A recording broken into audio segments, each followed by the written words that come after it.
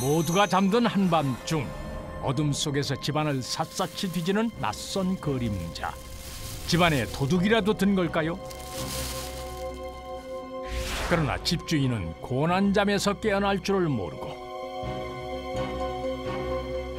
그런데 참으로 이상한 곳만 뒤지는 이들. 이들이 노리는 것은 대체 무엇일까요? 없어. 아유, 이 천벌을 받을. 나 가져갔어.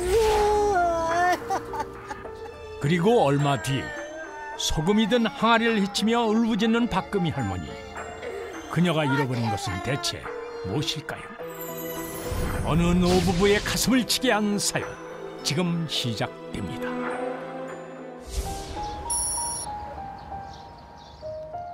서울의 한 주택가, 노일구 박금희 할머니의 집입니다. 두 사람은 오늘 특별한 외출 준비 중인데요. 아이고, 참, 재석이 사진 빼먹었네. 응? 아이고, 우리 재석이. 아니. 할머니 여기 있어. 내가 가져올 테니까.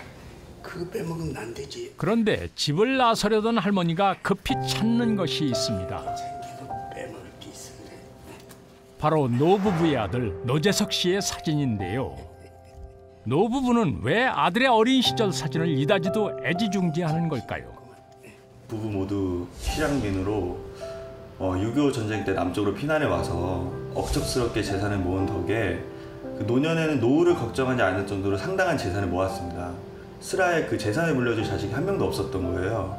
그 피난길에 어린 아들을 잃어버리고 그 피난 후에도 자식을 병으로 잃고 그러다 보니까 의지할 곳은 그 두 노부부밖에 없는 그런 아주 외로운 상황이었습니다. 그렇습니다. 오늘은 바로 피난길에 잃어버린 아들의 생일. 재석아, 너 좋아하는 거 가져왔다.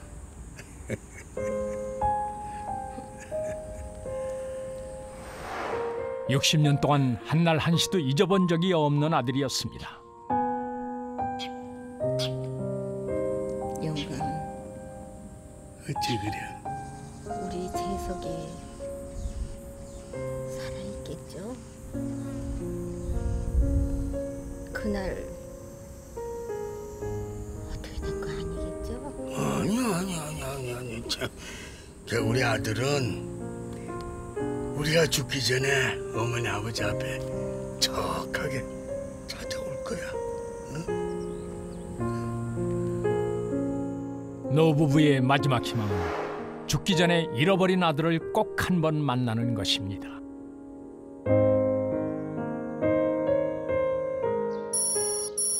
노부부의 집에는 두 내외와 그리고 또 한 사람이 함께 살고 있었는데요. 바로 세입자 복희 씨입니다. 아유, 안녕히 주무셨어요. 잘 잤어. 오늘 저녁에 우리 저녁 준비 좀 해줄 수 있어? 아유, 제가 안 도와드리면 뭐 도와줄 사람이나 있고요. 아, 근데 누가 오시는데요? 애물단지가 와. 아, 조카 손자분 오시는구나. 그럼 이따 오후에 아주 푸짐하게 장 봐올게요. 고맙다, 복희야. 아유, 뭘요. 복희 씨가 노부부와 한 지붕 식구가 된 지는 올해로 15년. 몸이 불편한 할머니를 대신해 노부부의 집안일도 제 일처럼 도와주는 살가운 이웃입니다. 그날 오후 노부부의 집으로 조카 손자 부부가 찾아왔습니다. 두 사람을 반갑게 맞이하는 할아버지. 할아버지! 그래. 할아버지 저희 왔어요. 아이고, 오래간만이다. 아유. 얼마 만이냐? 이것도 얼굴 잊어버리겠다. 응? 자주 찾아뵀어야 되는데 맨날 이도 바쁘고 저도 바쁘고 그래서 못 찾아뵀어요. 앞으로 자주 찾아뵐게요. 그래. 어려서 부모님을 일찍 여윈 창석을 아들처럼 키운 노부부. 이들에겐 유일한 혈육입니다.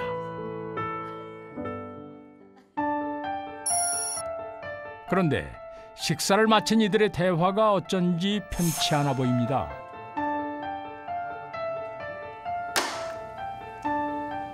뭐가 어쩌고 어째?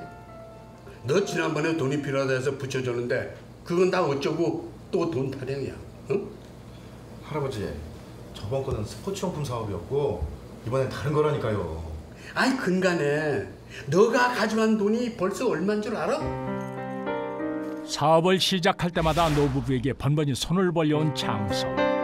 오늘도 역시 이번 사업만은 확실하다며 할아버지를 설득해볼 참인데요. 아 글쎄, 이젠 줄락에도 돈이 없대도. 이 집은요? 내가 알아보니까 이 집값이 많이 올라가지고 대출로 10억도 받겠던데 뭘. 이 집은 안 된다. 손댈 게 따로 있지.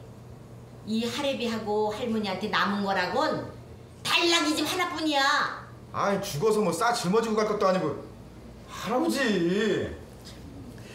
창석아, 이 집은 나중에 북에 두고 온 그 네 작은 아버지가 찾아오면은 그때 물려줄 거라 내가 얘기를 했냐 안 했니? 아 됐어. 또 그 소리. 아이 죽었는지 살았는지도 모르는 작은 아버지한테 무슨 집을 물려준다고. 지금 상자 손주가 죽게 생겼구만. 아이고 죽긴 누가 죽어. 귀엽다 귀엽다 하니까 아주 못하는 소리가 없어요. 아 막말로 할머니. 작은 아버지가 살아있다고 쳐요. 찾을 수는 있어요? 야 이놈의 자식아! 너 그 소리 하려면 이 집에 썩 나가! 아이고 참. 예. 아유 알겠습니다. 갈게요. 에휴 정말. 아 당신 뭐해? 일어나. 가자. 에휴. 결국 그렇게 큰 소리가 오간 채 모처럼의 반가운 만남이 끝나버렸습니다. 조카 손자 창석은 할아버지 친형의 외손자였는데 남쪽으로 피난해 내려온 노부부에게는 유일한 혈육이라서 자식처럼 키운 것 같은데요. 하지만 조카 손자는 노부부에 대한 효심보다는 그들의 재산에 더 관심이 많았던 것 같습니다. 자기야, 근데 이 집 누구 앞으로 돼 있어? 할아버지? 아마 그럴걸? 그렇지. 왜? 무슨 좋은 방법이라도 생각났어? 가만히 있자. 거절을 당하고도 미련을 버리지 못하는 창석. 아무래도 두 사람은 노부부 몰래 기어코 일을 꾸미려는 것 같습니다. 얼마 후 창석 씨가 동사무소를 찾았습니다. 등기부등본 좀 내려왔는데요. 주소 어디세요? 그가 확인하려는 것은 다름 아닌 노부부의 집 등기부등본. 어떻게든 집 담보대출을 받아보려는 속셈인 모양입니다. 고맙습니다. 그런데 뭔가 이상한 점을 발견합니다. 이게 뭡니까? 처분금지 가처분 신청? 이게 뭐예요? 신청자 동의 없이는 뭐 전세권, 저당권, 뭐 소유권 이전 일체 처분 행위를 못 하시는 거예요. 아 글쎄 그러니까 이걸 누가 했냐고요? 밑에 보시면 이름 있어요. 누군가 노부부의 집에 창석이 함부로 손을 댈 수 없도록 처분금지 가처분을 걸어놓은 것입니다.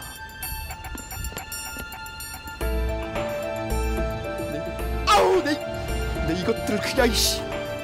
대체 노부부의 집에 먼저 손을 쓴 사람은 누구일까요?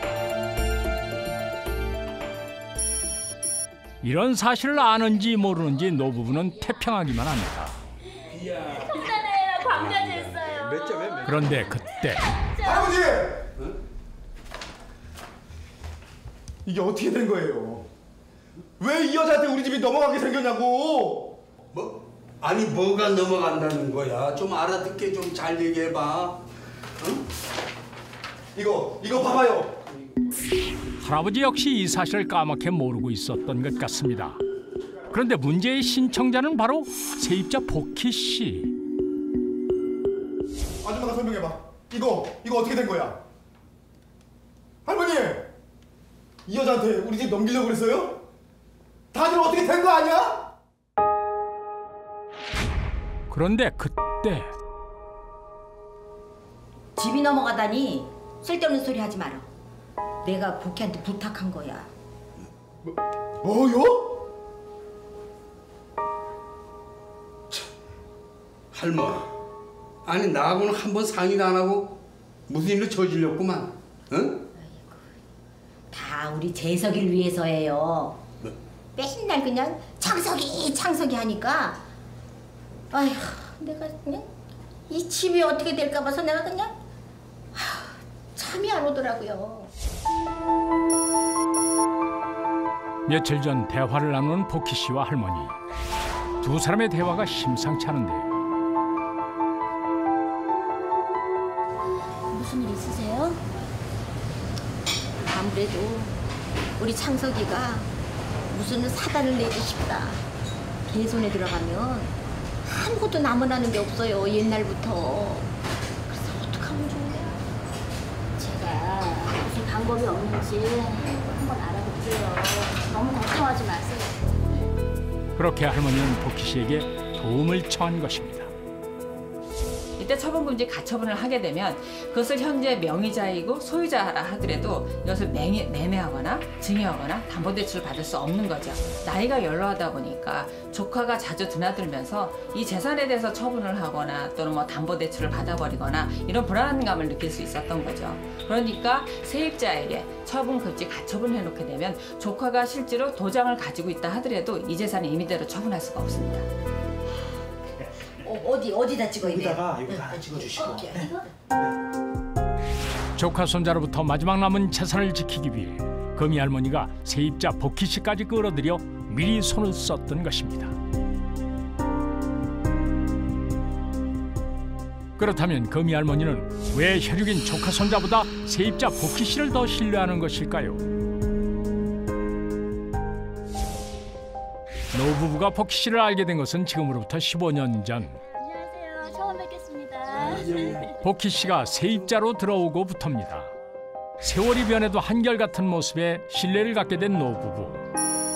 그리고 폭염이 찾아왔던 2년 전 여름이었습니다. 금이 할머니는 평소처럼 자신이 좋아하는 정원 일을 하고 있었는데요. 날이 너무 무더웠던 탓일까요? 일을 마치고 일어섰던 할머니가 그만 정신을 잃고 말았는데 할머니 정신 차려보세요. 때마침 할머니를 발견한 복희 씨. 여보세요? 119죠? 여기 사람이 쓰러졌는데요. 빨리 좀 와주세요. 급히 응급실로 이송된 할머니. 원인은 뇌졸중이었습니다. 갑자기 쓰러진 할머니 때문에 가장 많이 놀란 사람은 남편 노일구 할아버지였습니다. 정신 좀 들어? 아이, 말하지 마라 힘들어. 복희 있어. 자, 이제 정신이 좀 드세요?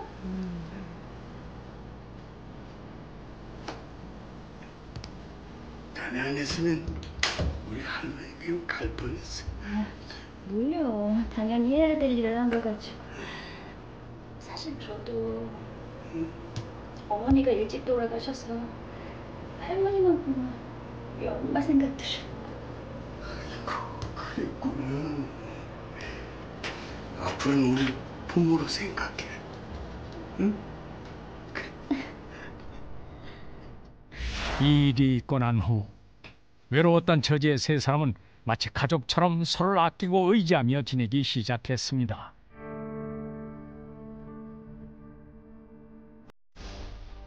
그런데 며칠 뒤 아무래도 노부부의 집에 도둑이 든 것 같습니다. 어둠 속에서 집안 곳곳을 뒤지는 남자. 도둑은 다름 아닌 조카 손자 창석.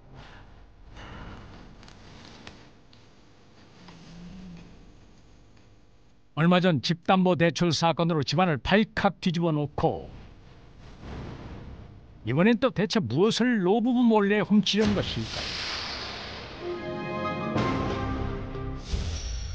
다음 날 창석이 찾은 곳은 구청이었습니다. 그리고는 아무렇지도 않게 주머니에서 꺼낸 것은 바로 지난밤 노부부의 집에서 훔친 신분증과 도장이었습니다. 입양 신고서에 입양을 하려는 사람과 양자가 되려고 하는 사람이 본인이 서명 날인을 하면 됩니다. 이 신고서를 가지고 주소지 가서 이렇게 신고만 하면 돼요. 일주일 후 다급하게 노부부를 찾아온 창석 부부. 할아버지!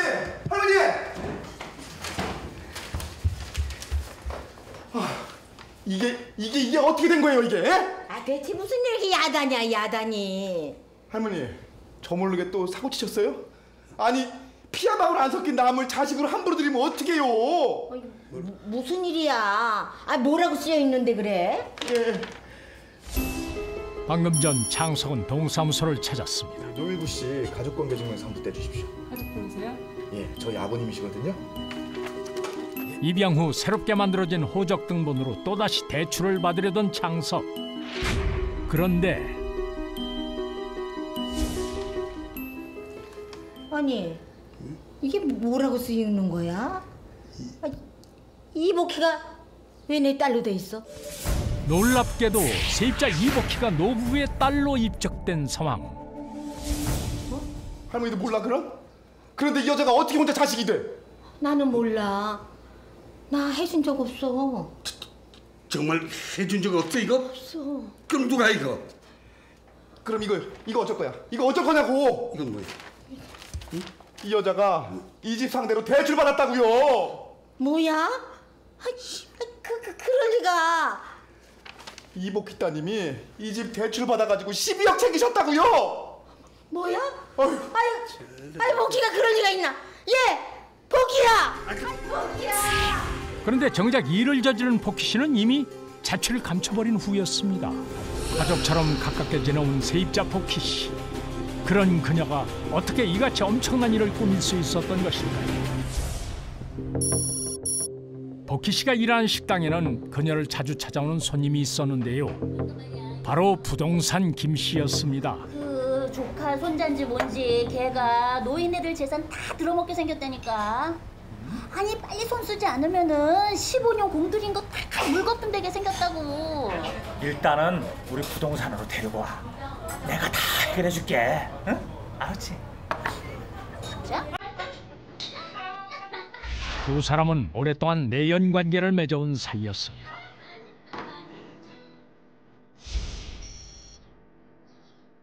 (15년) 전 이복희가 노부부의 집에 세입자로 들어가게 된 것도 모두 두 사람의 치밀한 계획이었습니다. 그리고 드디어 이들에게 때가 온 것인데요.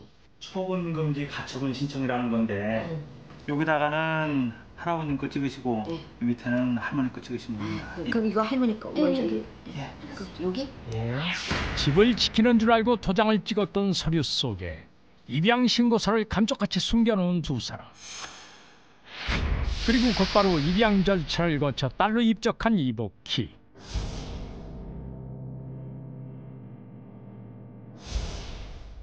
평소 복희 씨를 철석같이 믿었던 할머니는 이런 사실을 꿈에도 생각지 못했습니다. 자, 물 먹고 좀 진정해야지. 세입자 이복희는 무려 15년간이나 노부부를 속여온 것입니다. 그런데 잠시 후 무엇이 생각난 듯 갑자기 안방으로 향하는 할머니. 뭐 하시는 거예요? 갑자기 이거는 왜요? 잠깐. 할머니 말씀을 하시지 제가 알지. 정신 나간 사람처럼 이불 속을 뒤지기 시작하는데요. 대체 무엇을 찾는 것일까요? 할머니, 뭐가 없는데? 그런데 이번엔 냉장고를 뒤지기 시작합니다. 아유, 처벌을 받은.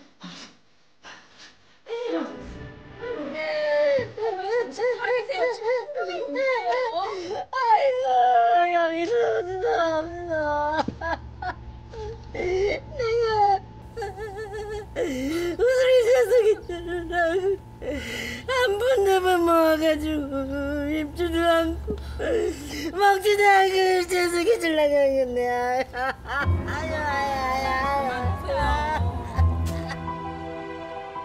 대체 할머니가 잃어버린 것은 무엇일까요? 사실 할머니에게는 아무도 모르는 비밀이 하나 있었습니다. 뭐지 이게? 때리는 거야? 아이고 예. 그럼 그냥 놔둬라. 응? 왜요? 이거 얼어서 못 먹는다 너무. 뭐 버리죠. 아니야. 이거는 여기다 이렇게 쑥 집어넣어놔. 양념 쑥. 아유, 배가 아프다.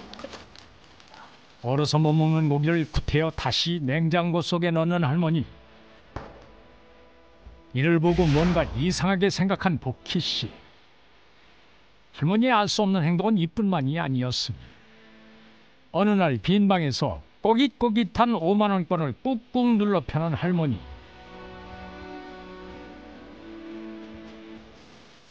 그리고는 아무도 모르게 이불 속에서 뭔가를 꺼내는데요.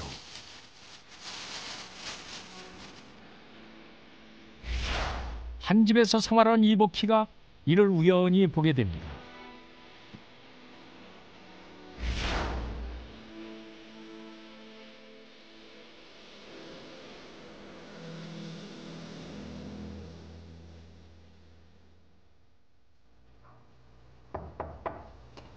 할머니. 안 주무셨어요? 안 줬어. 아니 저기 밖에 햇볕이 좋던데 이거 이불 좀 갖다 넣을까요? 아니야. 괜찮아. 그냥 됐어. 그럼 개서 여기 논에다 넣어. 아니야. 내가 할게. 걱정하지 말. 너도 좀 가서 쉬어. 그래. 평소 웬만한 집안일은 복희에게 믿고 맡겼던 할머니.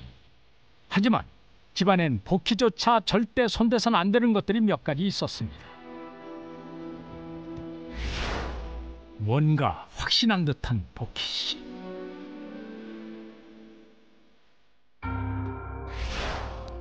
소금 항아리도 그중 하나였습니다.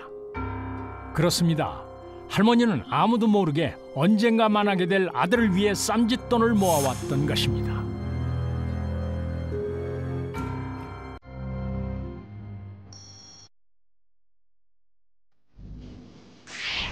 그리고 할머니의 비밀을 아는 또 한 사람, 바로 이복희.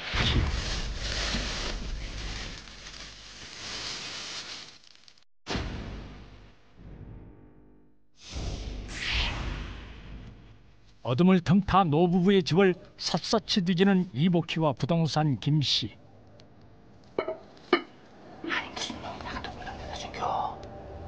돈 싫어. 바로 내가 찾을 거니까 알지.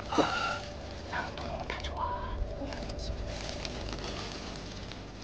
그렇게 두 사람은 냉장고 고기 속에 있던 돈부터 소금 단지에 묻어둔 돈까지 모두 찾아내고 마는데요.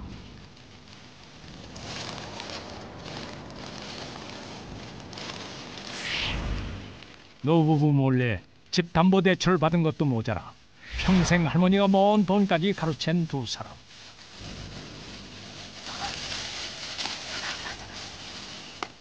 그렇게 두 사람은 치밀하게 노부부의 재산을 가로채려 했습니다.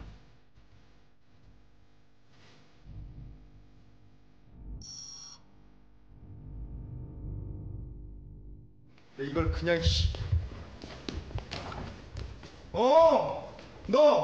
너 잘 걸렸어. 야, 우리 돈 어땠어? 야. 우리 돈 내놔! 에이, 그거 어디다 대고. 야, 너 돈 많어? 너한테 맞고 어디 돈 좀 벌어보자. 때려봐. 이게 이제야 본색을 드러내는구만. 할아버지 할머니 봤지? 이런 여자라니까. 난 처음 봤을 때부터 딱 알아봤어. 이런 사기꾼 같은 게.